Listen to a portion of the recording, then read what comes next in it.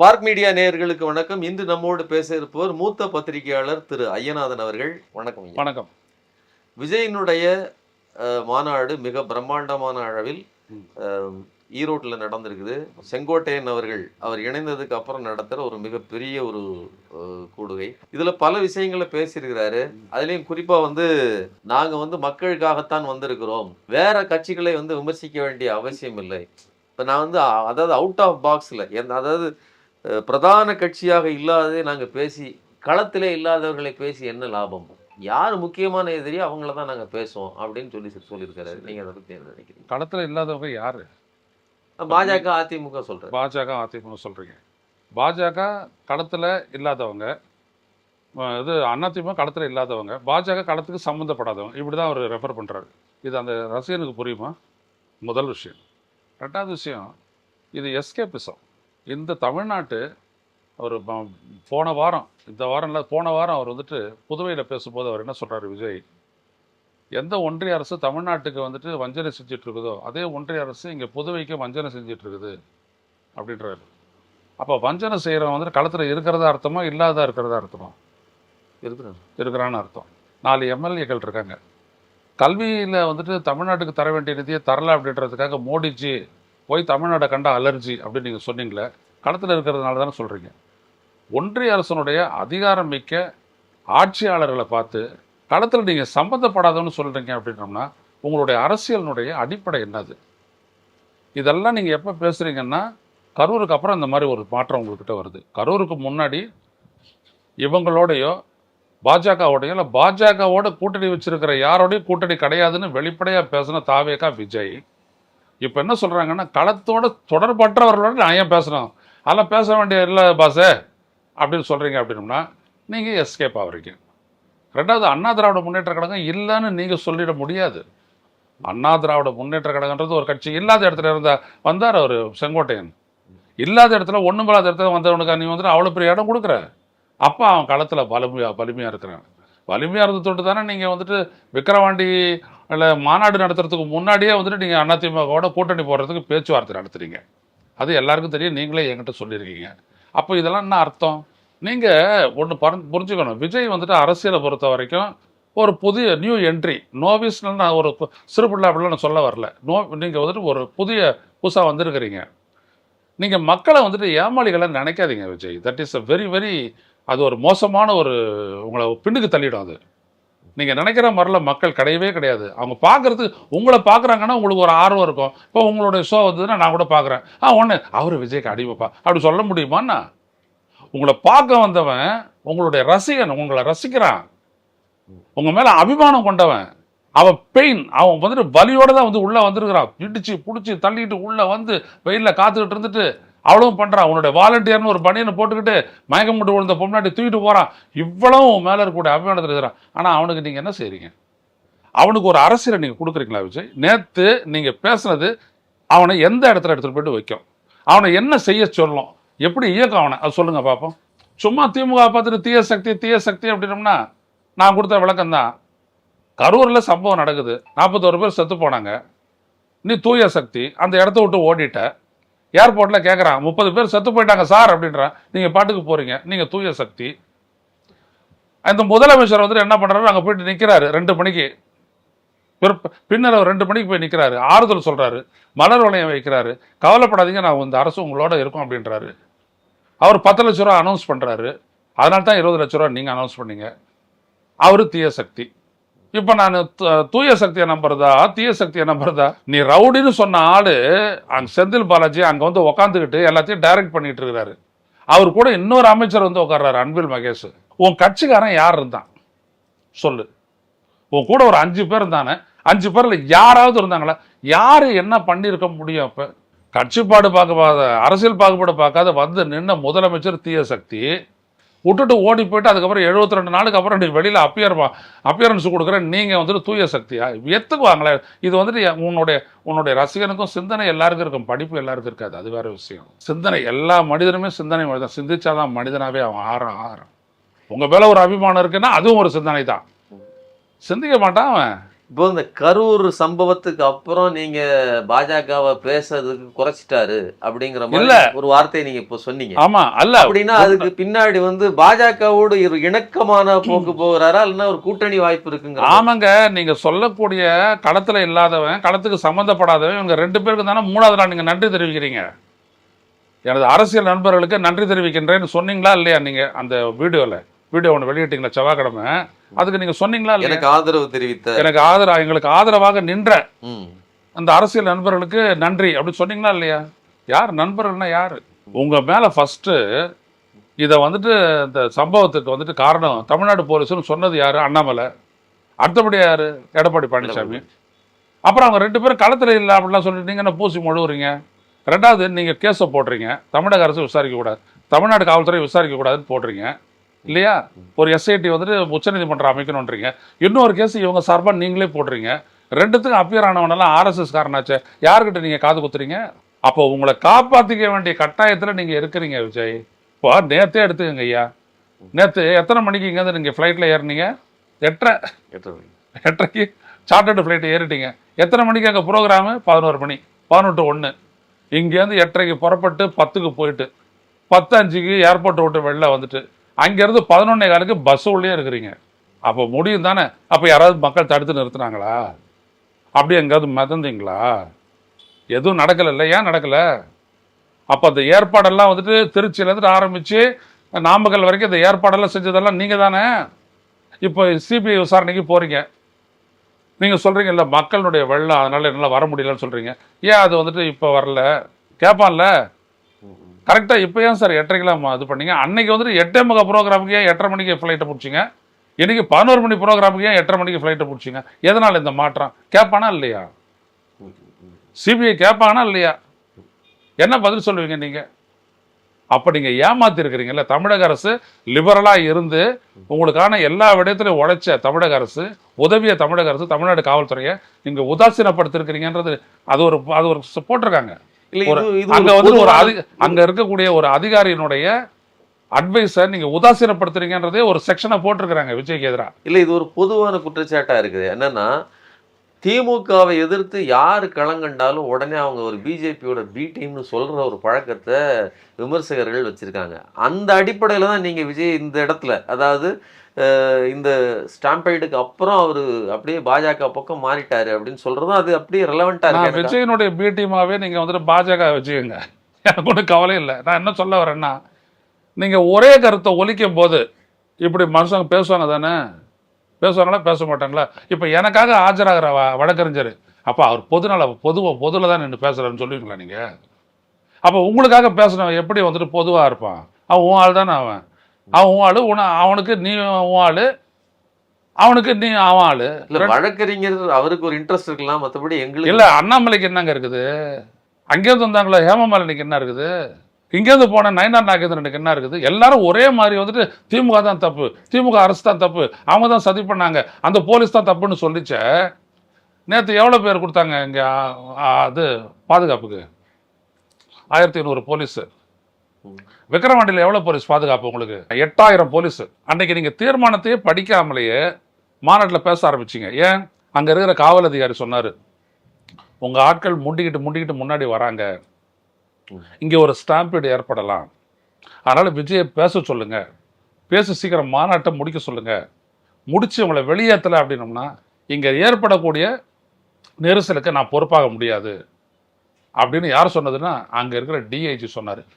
இதை வந்துட்டு நான் கேட்குறேன், விஜயனுடைய ஆலோசகராக இருக்கிறாரு, அவர்கிட்ட நான் கேட்குறேன். அவர் சொல்கிறாரு, ஐயா இப்படி ஒரு பிரச்சனை இருந்துச்சு, 100-150 பேர் செத்து போயிருப்பான், அதனால தான் நாங்கள் தீர்மானத்தை நிறைவேற்றாத விஜயை பேச வச்சு 6:40க்கெல்லாம் முடித்தோம் அப்படின்றாரு.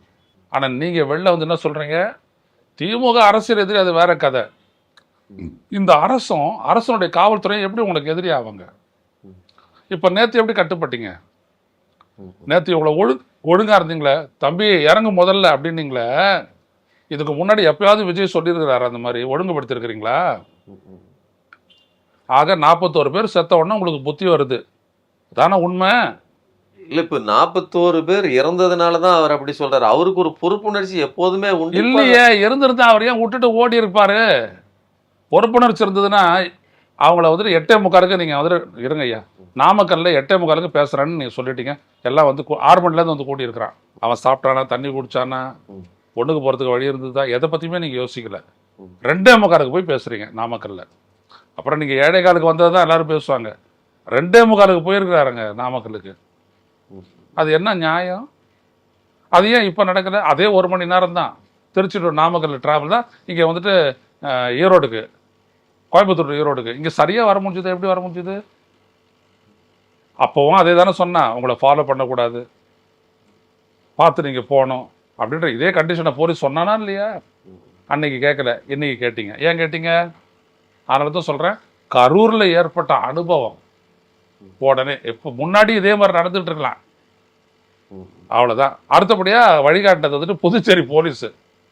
வந்துட்டீங்கல்ல, பேசிட்டு போங்க, நான் என்ன செய்யணுன்றதை எங்கள்கிட்ட சொல்லாதீங்க, எதுக்கு அவர் உள்ளே உக்காந்துட்டு பேச சொல்லு அப்படி சொல்லிச்சுல ஈஷா சிங்கு. அதுதான் விஷயமே இங்கே. நீங்கள் என்றைக்குமே உங்களுடைய ரசிகர்களை ஒழுங்குபடுத்தினது இல்லைங்க. இல்லை, நீங்கள் இப்படி சொல்கிறீங்க, ஆனால் மக்களுக்கு ஒரு ஒன்றுன்னா, நான் வந்து நிற்பேன், நான் வந்திருக்கிறதே அதுக்கு தான் அப்படிங்கிறது. நீங்கள் அந்த அந்த அந்த விஷயத்தில் டைலாக்லாம் இப்போ கேட்டிருப்பீங்கன்னு நினைக்கிறேன். பரந்தூர் அங்கே போயிட்டு நீங்கள் பேசுகிறீங்க, உங்களோட நான் நிற்பேன்னு சொன்னீங்க. 80% இது விளைநிலங்கள், 90% நீர் இருக்கக்கூடிய அந்த பகுதியில் தான் ஏர்போர்ட் எடுத்து அந்த வைக்கணுமான்னு சொல்லிட்டு, இந்த போராட்டத்துக்கு நான் நிற்பேன், நம்ம அதை காப்பாற்றுறோன்னு சொன்னீங்க. அதுக்கப்புறம் வந்து நின்னீங்களா? அங்கே 1000 ஏக்கருக்கு மேலே அவன் கையகப்படுத்திட்டானே, அந்த தகவல்லாம் பேப்பரில் வருது. எங்கே போய் நின்னீங்க? எங்கே ஒரு அறிக்கை கொடுத்தீங்க? என்ன பண்ணீங்க சொல்லுங்கள். இந்த தூய்மை பணியாளர்களுக்காக இதே தான் சொன்னீங்க, அவங்க வீட்டில் கூப்பிட்டு பேசுனீங்க, அவங்களும் இன்னும் போராடிட்டு இருக்கிறாங்க. எங்கே போய் நின்னீங்க நீங்கள்? ஸோ இதெல்லாம் சும்மா ஹம்பக்கு.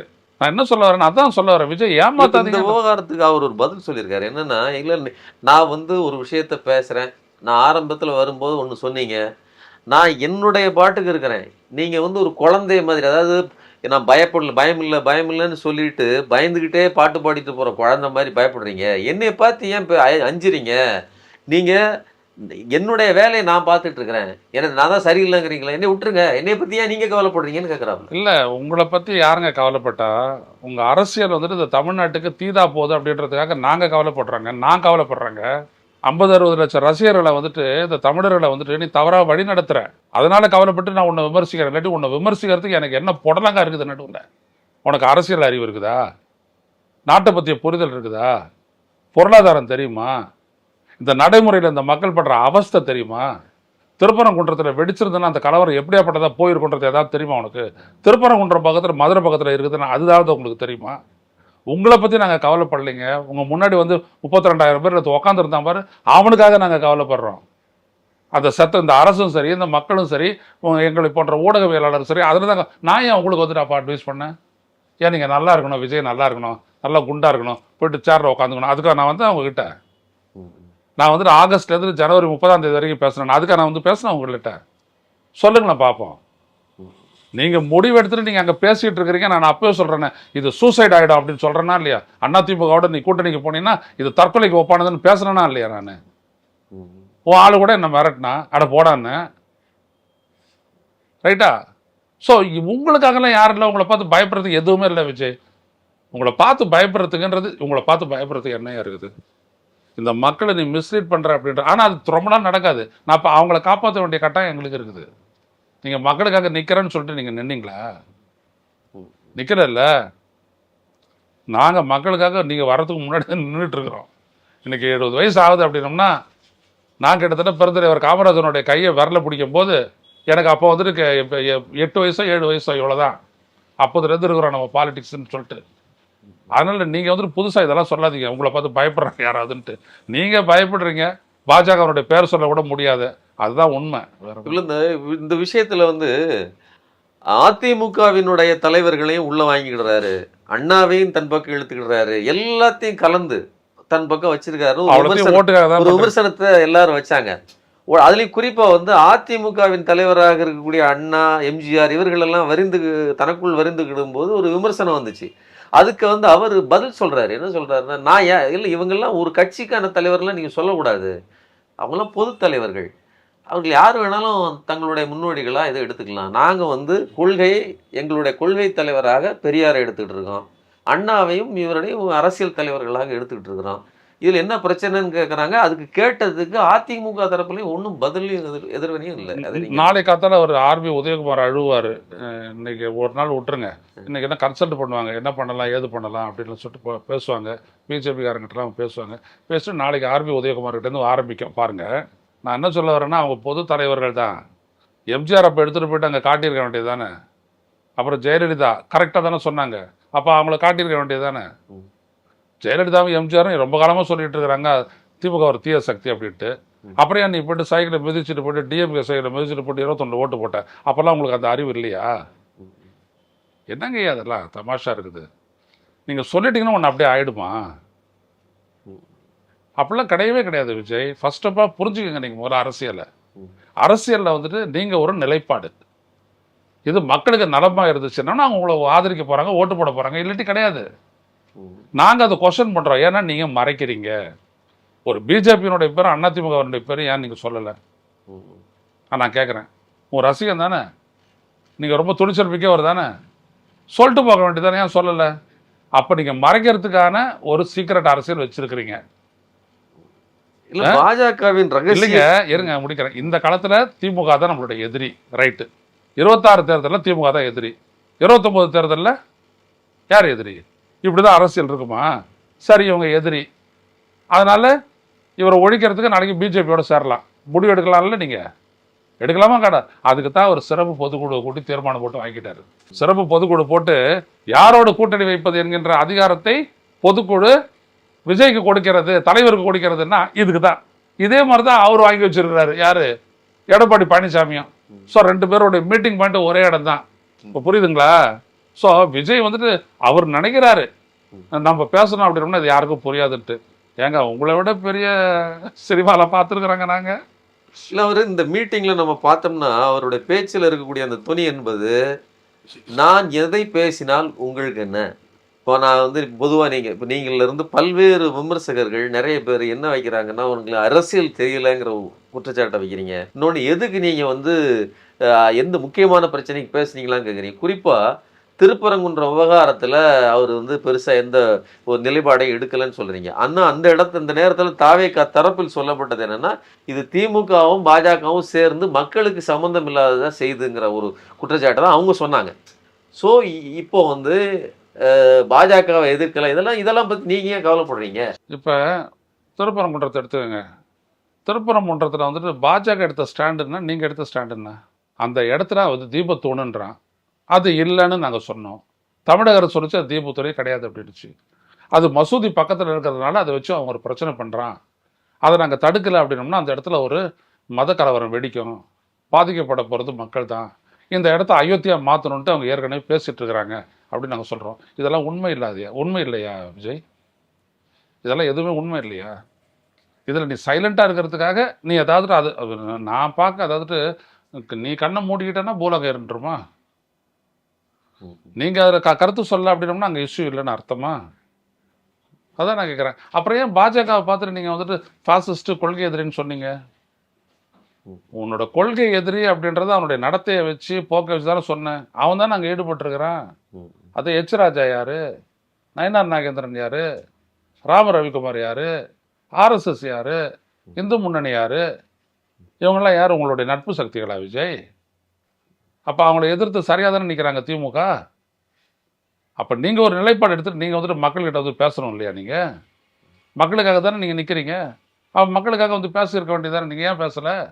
இப்போ ஆட்சி அதிகாரம் தமிழ்நாட்டுக்குள்ள திமுக கிட்ட தானே இருக்குது. இல்லைங்க, அவர்களை ஆதரிக்கணும்னு எது கட்டாயம் இருக்கு? இல்லை, ஆட்சி அதிகாரம் அவங்க கிட்ட இருக்கட்டுங்க. நீங்கள் உங்களை யாருங்க ஆதரிக்க சொன்னது? நீங்கள் மக்கள் பத்தியில் நீங்கள் நின்றுட்டு பேச வேண்டியதானே, அதை மக்களுக்காக ஒரு நிலைப்பாடு எடுத்து சொல்ல வேண்டியதானே.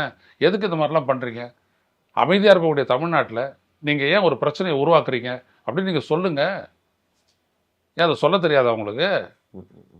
இதை கூட பார்க்க தெரியலன்னா அரசியலை விட்டு வெளில போயிடுங்க. இதில் யார் என்ன சரி தப்பு அப்படின்னு உங்களுக்கு தெரியல. உங்களுக்கு தெரியல, அருண்ராஜுக்கு தெரியல, ஆதவ் அர்ஜுனுக்கு தெரியல, ஜான் ஆரோக்கியசாமிக்கு தெரியல, நிர்மலுக்கு தெரியல, புஷியானதுக்கு தெரியல அப்படின்னு அப்படியே நீங்கள் போயிடுங்க. அந்த அரசியல் விட்டு போயிடுங்க. பேசாதீங்க தமிழ்நாட்டில் பற்றி. பாசிசம்லாம் சொல்லாதீங்க.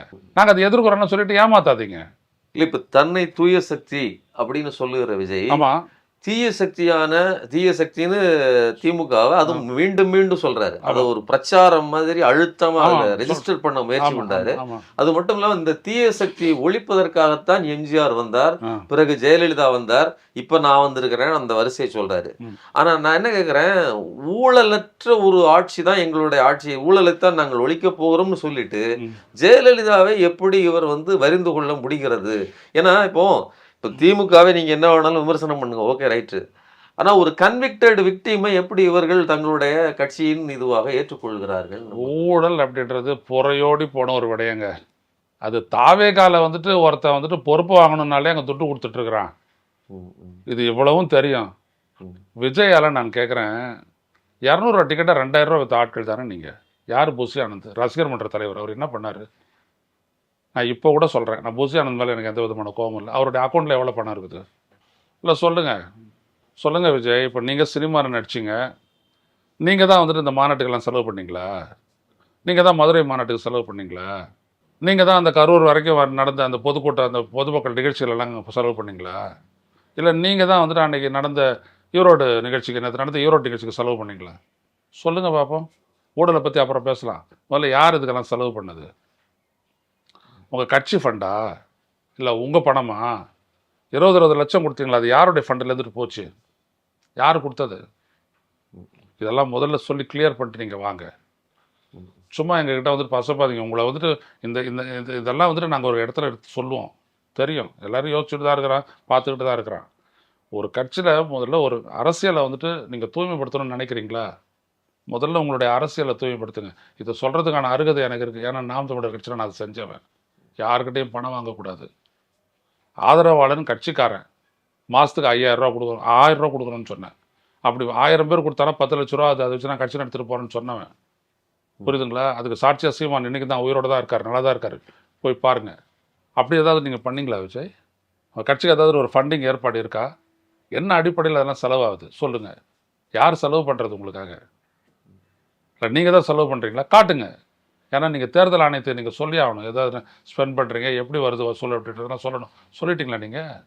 இல்லை நீங்கள் அப்போ நீங்கள் பிஜேபியினுடைய நிழலில் இருந்துக்கிட்டு அப்படியே கூலாக எல்லாத்தையும் பண்ணிக்கிட்டு பிஜேபியாலேயோ அதிமுகவாலேயோ செய்ய முடியாத ஒரு வேலையை நீங்கள் செய்கிறீங்க. திமுகவை பற்றி மக்கள்கிட்ட அவதூறு பிரச்சாரம், திமுக மேலே ஒரு வெறுப்புணர்வு பிரச்சாரம், இவ்வளவுதான் விஜய். இல்லை இதைத்தான் அவர் என்ன சொல்றாருன்னா, திமுக ஊழல் கட்சிங்க, அந்த ஊழலுக்கு உங்க பக்கத்துல ஊழலும் முறைகேடும் தான் இருக்குது. ஆமா, எங்க பக்கத்துல அதாவது மக்கள் இருக்கிறாங்க அப்படிங்கிறாரு. நான் நியாயத்தின் பக்கம், மக்களின் பக்கம் நிற்கிறேன். நீங்க அதிகாரத்தின் பக்கம், ஊழலின் பக்கம். நீங்க பண்ணாத ஊழலே இல்லை. அதிமுகவோட நீங்க நெகோஷியேட் பண்ணீங்களே, என்ன நெகோஷியேட் பண்ணீங்க? நீங்க சீட்டுக்காக தானே பேசுவாங்க, நீங்க சீட்டோட தான் பண்ணீங்களா? கேளுங்க, ஜான் ஆரோக்கியசாமி வெளில சொல்லுங்க. உங்களோட நெகோஷியேட் பண்ணதுக்கு அப்புறம் திண்டுக்கல் சீனிவாசன் சொன்னாரு, நேற்று கட்சி ஆரம்பிச்சவன் இன்னைக்கு 400 கோடி 400 500 கேட்கறான்னு. என்ன சீட்டா அது? நோட்டு தானே.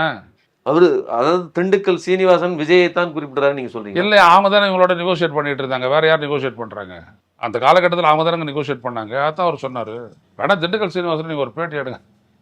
இப்போ சொல்லுவாங்க, முன்னாடி சொல்லலைன்னா கூட இப்போ சொல்லுவாங்க, வா வா வா வா கவி, இதான் கவி அப்படின்னு சொல்லிட்டு போயிடுவார். அவர் எப்பொழுதுமே அவர் உண்மையை பேசுவார். வெள்ளந்தியா நான் என்ன சொல்ல வரேன் அப்படின்னா, நீங்கள் சும்மா இங்கே வெளில பேசாதீங்க. 200 டிக்கெட்டை 2000 ரூபா விற்கிறத குரூப்டீங்க. இன்னைக்கும் கட்சிக்குள்ள ஒரு பொறுப்பை கொடுக்கறதுக்கு பணம் கொடுக்குறான்னு உங்க கட்சிக்காரன் கம்ப்ளைண்ட் பண்ணிக்கிட்டு பத்திரிகைக்காரங்கிட்ட எல்லாம் பேசிட்டு இருக்கிறான். நீங்க ஊழலை ஒழிப்பீங்களா? என்ன விஜய் தெரியாதா? முயலை பிடிக்கிற நாயினுடைய மூக்கை பார்த்தா தெரியாது எங்களுக்கு. ரொம்ப நன்றி ஐயா. பல்வேறு தகவல்கள், பல்வேறு கருத்துக்களை சொல்லியிருக்கீங்க. மக்கள் சிந்திப்பார்கள். ரொம்ப